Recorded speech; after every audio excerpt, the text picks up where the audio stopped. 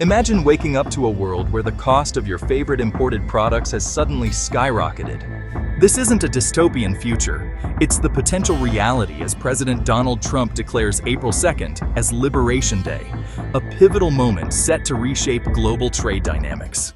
Well, absolutely, but we had a very good conversation. Mark called me today at 10 o'clock. We put out a statement. We had a very, very good talk. He's going through an election now, and we'll see what happens. But we have Liberation Day, as you know, on April 2nd, because, and I'm not referring to Canada, but many countries have taken advantage of us, the likes of which nobody even thought was possible for many, many decades, for decades. And, you know, that has to stop.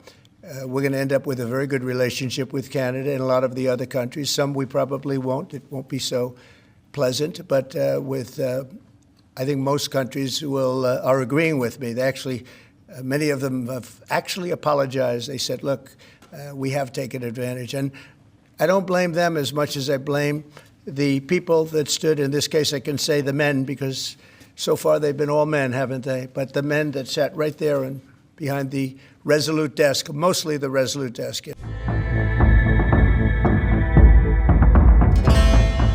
On this day, the U.S. plans to implement sweeping reciprocal tariffs, targeting nations with substantial trade imbalances.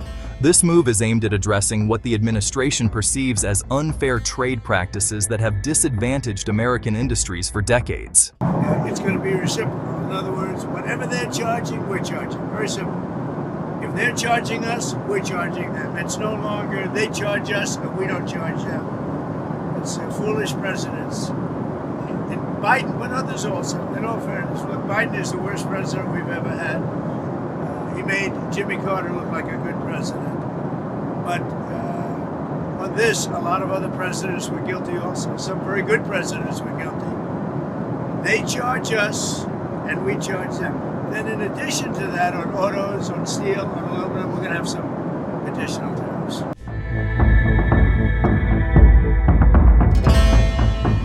Central to this initiative is the concept of the Dirty 15, a term coined for countries that reportedly contribute the most to America's trade deficits. While the complete list remains undisclosed, it's widely speculated that major economies like China, Germany, Mexico, and India are among those targeted.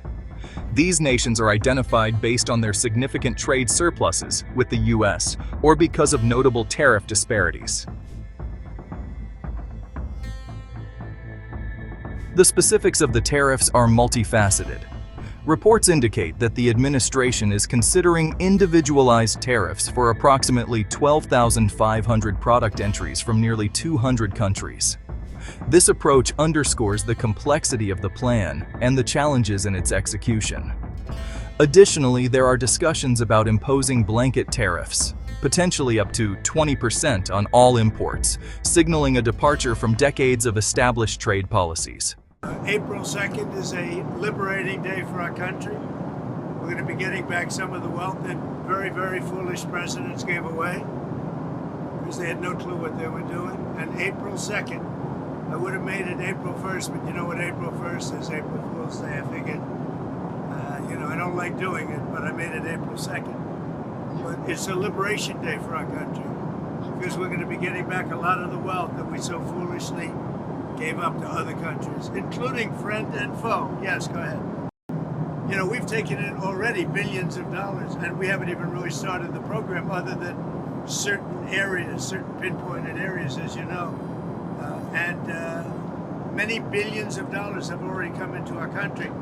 The big money is coming in on April 2nd, from April 2nd. But I will tell you what is smart. When I took it over, eggs were through the roof, and now eggs are down 35% over a short period of time.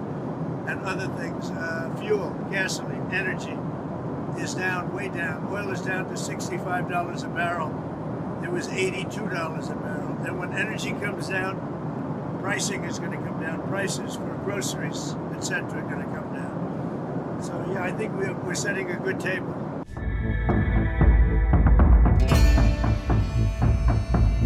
The global ramifications of these tariffs are profound. Countries affected by the U.S. measures may retaliate with their own tariffs, leading to a potential escalation into a full-blown trade war. Such actions could disrupt international supply chains, increase consumer prices, and create volatility in global markets. For instance, nations like India and the European Union might respond by targeting U.S. companies, further intensifying trade tensions.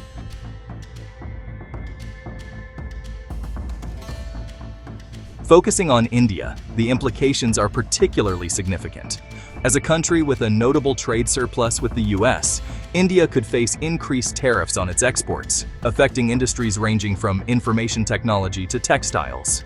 This development could strain the economic ties between the two nations and impact India's export-driven sectors. Well, as you know, Prime Minister Modi was here just recently, and we've always been very good friends.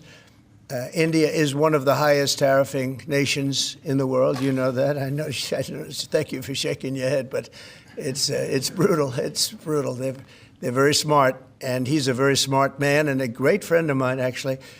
And we had very good talks. I think it's going to work out very well between India and our country. Very, very well. And I want to say you have a great Prime Minister.